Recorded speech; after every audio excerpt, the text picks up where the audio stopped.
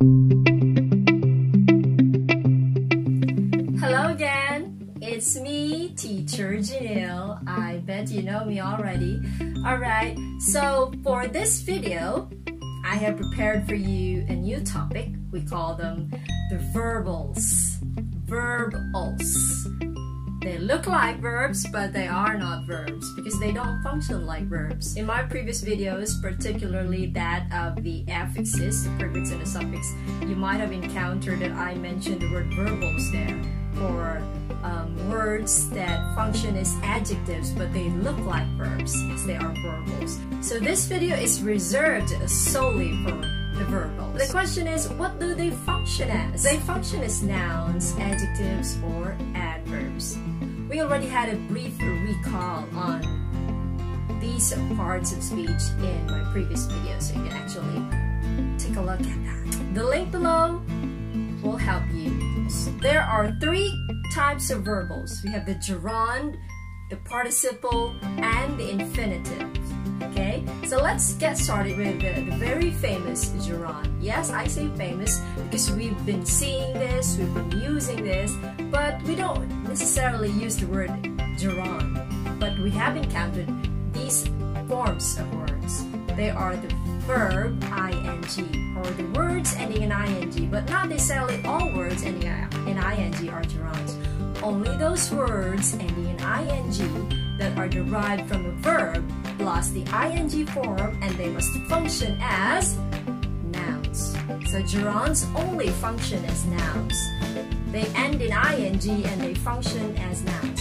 So since they are nouns, they would also carry with them the functionalities of a noun. So it must be used as a subject, as a direct object, as a subject complement, and an object of the preposition.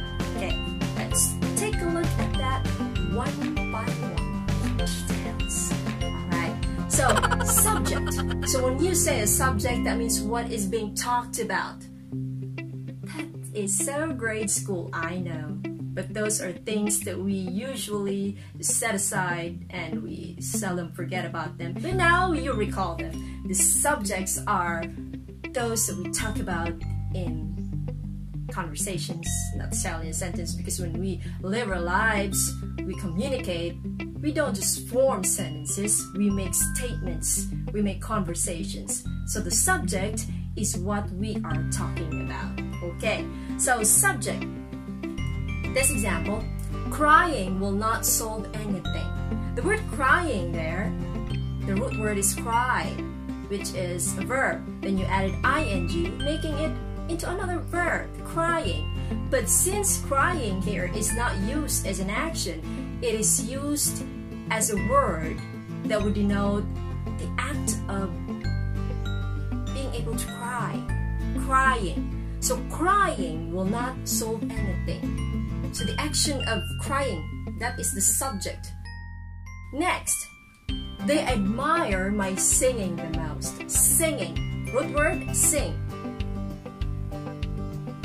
That is a verb, plus the ing, singing, the gerund. The gerund singing is used as a direct object in this sentence. What is a direct object? That is a noun that is the recipient of an action. The receiver of a verb, the receiver of an action. Admire what? So it answers the question what or who. They admire what? Admire my singing. So singing is a receiver of the action admire. What are they admiring? You're singing. So singing there is the direct object. Subject complement. What is a subject complement? A subject complement is like another noun or another term for the given noun. So it's an information that would complete the noun given. So this one, my favorite activity is traveling. So there must be two nouns there because the other one is a complement.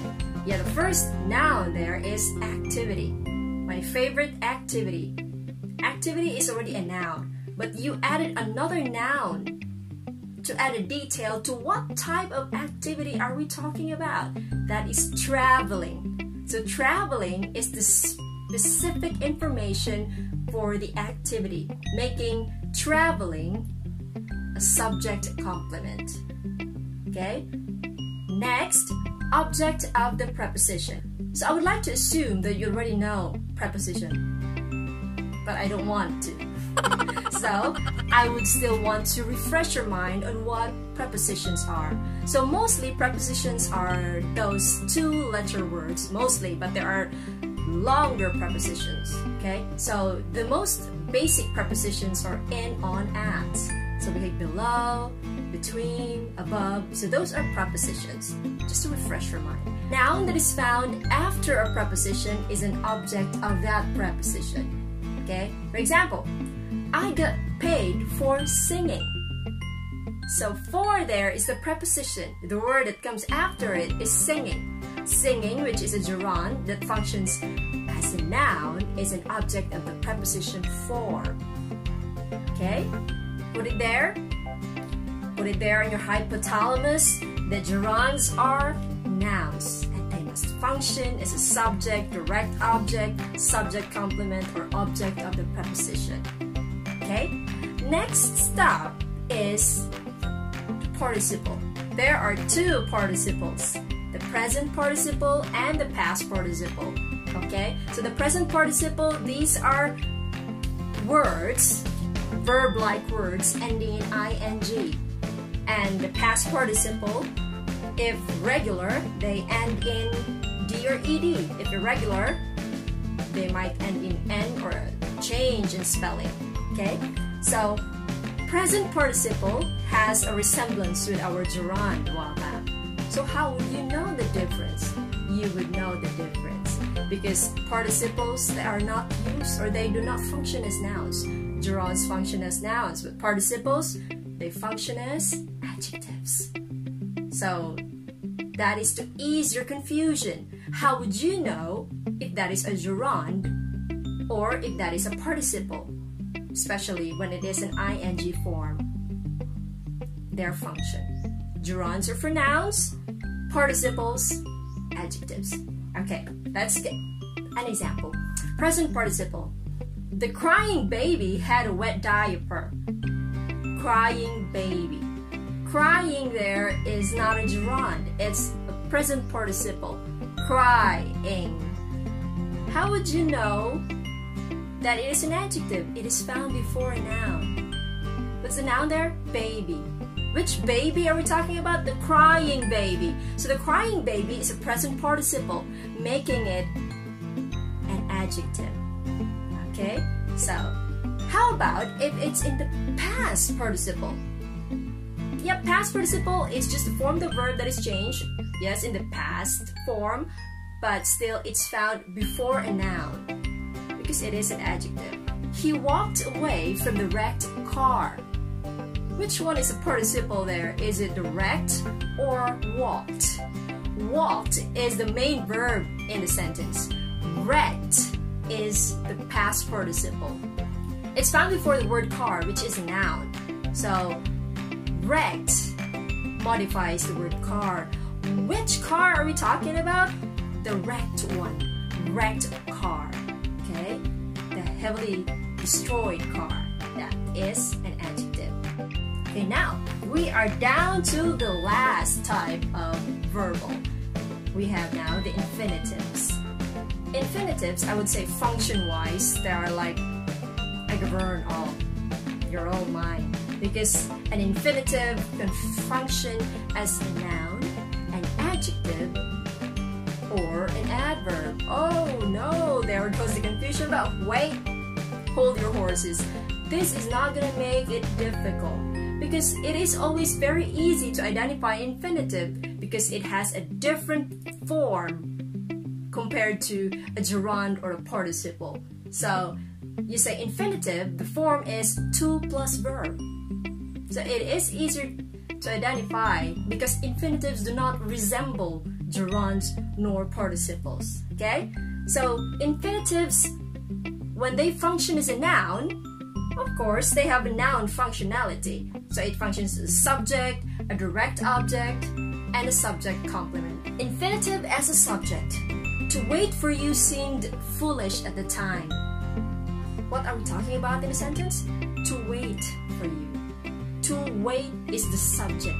That is what is being talked about in a sentence. Direct object. Everyone wanted to go. What does everyone want to do? To go. They all want to go. So the verb there, want, the receiver of the wanting, the receiver of the action want is to go. Who want? What do they want? To go. Okay, to go there is an infinitive that functions as a noun. His ambition is to dance on national television. So what is the infinitive there? To dance. His ambition is to dance.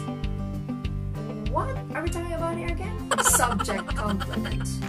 So that means this is another noun that gives a specific detail to a given noun. So what's the given noun there? Ambition. So ambition is the given noun, the broader noun, and the specific detail is to dance. To dance there is the noun, the infinitive that functions as a noun. Okay. Now I said that an infinitive can also function as an adjective. So how should it look like? Here goes. He lacked the strength to resist. Where is the adjective there? The infinitive to resist is the adjective. Why is it an adjective? Well, it is an adjective because it specifies which strength. It modifies the noun strength. He lacked the strength. What strength? To resist. So it modifies the noun strength, and words that modify nouns, they are called adjectives. So to resist is an adjective that modifies the noun strength. Okay. Lastly, the adverbs. We must study to learn. Indeed. To learn is an adverb. We must study to learn. It answers the question why. Why do we study? To learn. So it is an adverb because the infinitive to learn modifies the verb study. We must study to learn. Study is a verb, that's the action. To learn modifies that verb, therefore to learn is an adverb. Okay? Now, do you still think that verbals are that intimidating? Well, yeah, they are intimidating. But now that we already know the real facade of the verbals, we don't have to be intimidated by them. So when they say verbals, oh come on, bring it on verbals, I know who you are. You are going to fool me because you look like a verb, but you are not a verb. You can either be a noun, an adjective, or an adverb. If you are a Geron, then you must only be a noun. You're a name only if you're a Geron. Well, if you're a participle, you are going to be something that describes. You're an adjective. You are a descriptive participle. If you are infinitive, yes, you can be a noun. You can be a name. You can be descriptive, or you can be that adverb. That is the total facade of the verbals. Verbals. Verb form, but not function as one. Verb forms that function as a noun, an adjective, or an adverb. Okay? So, I hope that I have painted your head with clarity. Before I'm gonna end this video, I'm gonna have to ask you whether these words are verbs or verbal. Now, how about this one? Is the highlighted word a verb or a verbal? Yes, indeed, it is the verb because it is the action in a sentence. How about this one? Yes, dearie, it is verbal because it's not the action in the sentence. And it functions as a noun. The last one. Yes, it is a verbal. It is a verbal because it is not the main action or the main verb in the sentence, and it does not function as a verb. It functions as an adjective. It is a participle. It functions as an adjective. Okay? So, basically, verbs and verbals are two different things. They might look alike, but they don't function the same. So you must know functions first before you're going to judge the cover. So it's Teacher Janelle, and ta-ta for now. See you in my next videos because we will not run out of learning experiences. I'm gonna assure you that. So, ta-ta!